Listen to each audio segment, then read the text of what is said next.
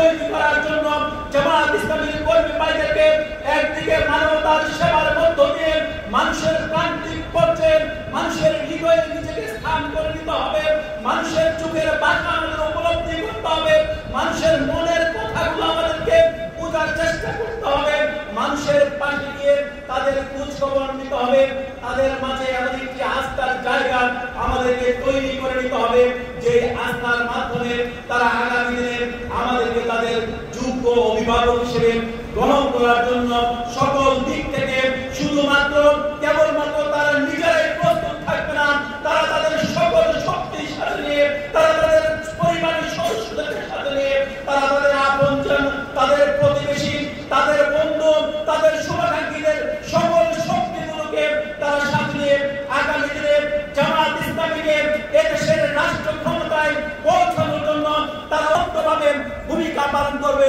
এটাই হবে আজকে এই পুনর্মিলনের আমাদের সিদ্ধান্ত। প্রিয় ভাইরা, আমি এই পুনর্মিলনীকে আমি আমাদের আনন্দের জন্য আমি আজকে এই পুনর্মিলনীকে আমরা সীমাবদ্ধ রাখতে চাই না। আমরা যখন এই পুনর্মিলনী করছি তখন আমাদের প্রিয় নেতা এটিএম আজহারুল ইসলাম দীর্ঘ 14টি বছর কারাগারে মানবিকতার জীবন যাপন করছে। আমরা যখন ঈদ উদযাপন করছি আমাদের শহীদ আমিরে জামাত মাওলানা মতিউর রহমান নিজামী, শহীদ আলী হাসান মোহাম্মদ মুজাহিদ সহ তাদের পরিবারগুলো আজকে কান্নার দোল বিরাজমান। আজকে বিশ্ববরেণ্য আলেম দ্বীন আল্লামা দেলাওয়ার হোসেন সাঈদীর অনুপস্থিতিতে আমরা আজকে উদযাপন করছি।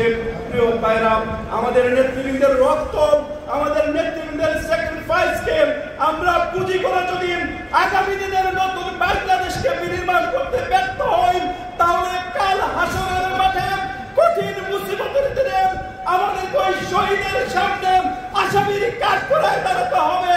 আমাদেরকে তাদের সামনে এমন অপরাধী হিসেবে নিজেদেরকে উপস্থাপন করতে হবে, আমাদের তখন তাদের সামনে কোনো কথা বলার সুযোগ থাকবে না।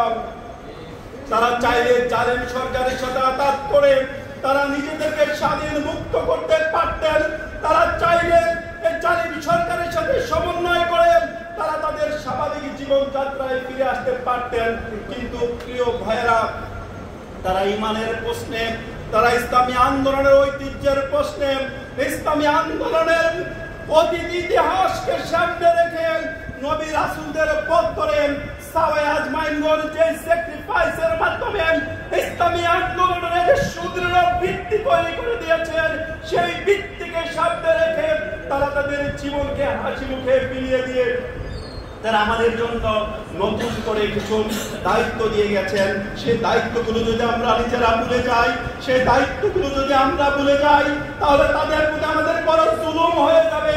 প্রিয় ভাইরা, তাদেরও বাঁচার স্বপ্ন ছিল, তারাও তাদের স্ত্রী, তাদের সন্তান, তাদের আত্মীয় স্বজন, তাদের ছোট ছোট নাতি নাতনিদেরকে আদর করার সেই স্বপ্ন ছিল, দুনিয়ার এই স্বাদ আহ্লাদ করার স্বপ্ন ছিল। কিন্তু তারা সকল স্বপ্নগুলোকে জলাঞ্জলি দিয়ে আগামীর নতুন বাংলাদেশ বিনির্মাণ করার জন্য নিজেদেরকে তারা বিলিয়ে দিয়েছে।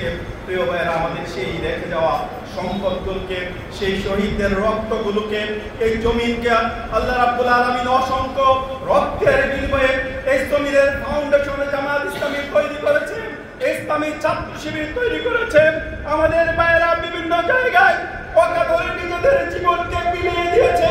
রাজশাহী বিশ্ববিদ্যালয়ের শহীদ শফিকুল ইসলাম মাস্টার্স পরীক্ষা দিয়ে বাড়িতে গিয়েছে দায়িত্বশীলদের কাছে ছুটি নিয়ে, কিন্তু সেখানে যাওয়ার পর বিশ্ববিদ্যালয়ের সভাপতির পক্ষ থেকে চিঠি এসেছে, বিশ্ববিদ্যালয়ের অবস্থা বেশি ভালো না, প্রিয় ভাই আপনি দ্রুত বিশ্ববিদ্যালয়ের ক্যাম্পাসে চলে আসুন।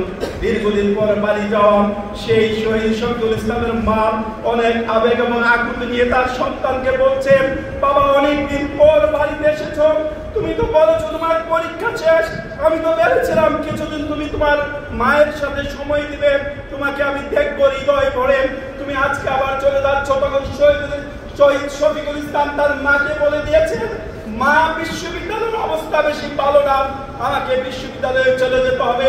আমি যদি তোমার কাছে আর ফিরে না আসি, আমার লাশ যদি তোমার কাছে আসে, তাহলে তুমি একজন শহীদের মা হিসেবে নিজেকে পরিচয় পরিচয় দিতে পারবে। প্রিয় ভাইরা, সেই শহীদ শফিকুল ইসলাম বিশ্ববিদ্যালয়ের ক্যাম্পাসে গিয়ে শাহাদাতের নজরানা পেশ করেছেন।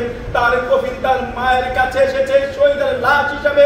আজকে আমাদের অসংখ্য শহীদের লাশ আমাদের চোখের সামনে পাচ্ছে। ফিলিস্তিনের গাজাবাসী তারা তাদের সন্তান জন্ম দেয় শহীদের মা হওয়ার জন্য, শহীদের বাবা হওয়ার জন্য। আজকে সকল ইমানদার মানুষগুলোর উপর যে জুলুম এবং নির্যাতন যুগ যুগ ধরে আসছে, সে সকল ভাইদের রক্তের বিনিময়ে শহীদের মা হওয়ার যে স্বপ্ন, শহীদের বাবা হওয়ার যে স্বপ্ন, সেই স্বপ্নগুলোকে পুঁজি করে যদি আজকে বাংলাদেশ জামাত ইসলামীর কর্মী ভাইরা এই জমিনকে সিক্ত করতে না পারে, উর্বর করতে না পারে, তাহলে আগামী বাংলাদেশ আবার পথ হারাবে। আসুন প্রিয় ভাইরা, আমরা নতুন বাংলাদেশের স্বপ্ন দেখি। আমাদের যুব সমাজ জীবন দিয়ে একটি নতুন বাংলাদেশ বিনির্মাণের যে ভিত্তি তৈরি করে দিয়েছেন, সেই ভিত্তিকে কাজে লাগিয়ে যদি আমরা আমাদের দায়িত্ব পালন করতে পারি, প্রতিটি পাড়ায় পাড়ায়, প্রতিটি মহল্লায় মহল্লায় বাংলাদেশ জামাত ইসলামীর ওলামা ইউনিট, যুব ইউনিট, শ্রমিক ইউনিট, সাধারণ ইউনিট, ছাত্রদের ইউনিট, ছাত্রদের ইউনিট, সংগঠনের মূল ইউনিট তৈরি করে আমরা যদি মানুষের কাছে আমাদের নিজেদেরকে পৌঁছে দিতে পারি, তাহলে আমরা সেই নতুন বাংলাদেশের সেই সুফল ভোগ করতে পারবো। অঙ্গে দেশ পরিচালনার দায়িত্বে দেখছি তারা আমাদের সাথে চরম ধোঁকাবাজি করেছেন, আমাদের সাথে প্রতারণা করেছেন। এই দেশের মানুষ তাদের কাছ থেকে কোন ধরনের সুফল লাভ করতে পারে নাই। আমরা আমাদের অধিকার থেকে বঞ্চিত হয়েছি। একজন অসহায় মানুষের জন্য সরকারের পক্ষ থেকে নির্ধারিত যে কার্ডগুলো দেওয়া হয়, সেই কার্ডগুলো পাওয়ার জন্য একজন জনপ্রতিনিধির পেছনে পেছনে এদেশের অসহায় দুর্বল মানুষগুলো বারবার ছুটে পেয়েছে। হাজার হাজার টাকার বিনিময়ে আজকে তাদের সেই কাঙ্ক্ষিত কার্ডগুলো তারা সংগ্রহ করতে হয়েছে। এদেশের অসহায় অসচ্ছল মানুষগুলো সেবার জন্য সরকারের বিভিন্ন জনপ্রতিনিধির পেছনে পেছনে তারা ঘুরেছে, কিন্তু তাদের প্রত্যাশা তারা অর্জন করতে পারে নাই। এদেশের জনপ্রতিনিধি যারা ছিল, অধিকাংশ জনপ্রতিনিধি দুর্নীতি পরায়ণ হওয়ার কারণে এবং তারা